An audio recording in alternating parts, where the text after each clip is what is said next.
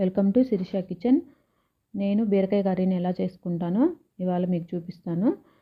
ఛానల్ని first time చూస్తున్న వాళ్ళైతే ఛానల్ని సబ్స్క్రైబ్ చేసుకోండి. నేను బీరకాయలు 2 తీసుకొని పీల్ తీసి చిన్న ముక్కలుగా కట్ చేసి పెట్టుకున్నాను. ఇప్పుడు స్టవ్ మీద బాండి పెట్టుకొని కొంచెం ఆయిల్ వేసుకొని నూనె వేడెక్కిన తర్వాత అందులో తాలింపు గింజలు, ఉల్లిపాయ ముక్కలు, కరివేపాకు వేసి ఇవన్నీ బాగా వేపుకోవాలి.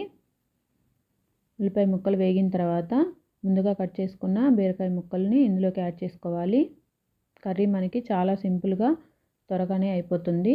ఈ విధంగా ముక్కలన్నీ యాడ్ చేసుకున్న తర్వాత కర్రీని ఒకసారి మిక్స్ చేసుకొని మూత పెట్టుకొని ముక్కల్ని మగ్గించుకోవాలి. ఈ కర్రీకి మనం వాటర్ ఏమీ యాడ్ చేసే పని లేదు. బీరకాయలో ఉన్న వాటర్తోనే కర్రీ ఉడికిపోతుంది.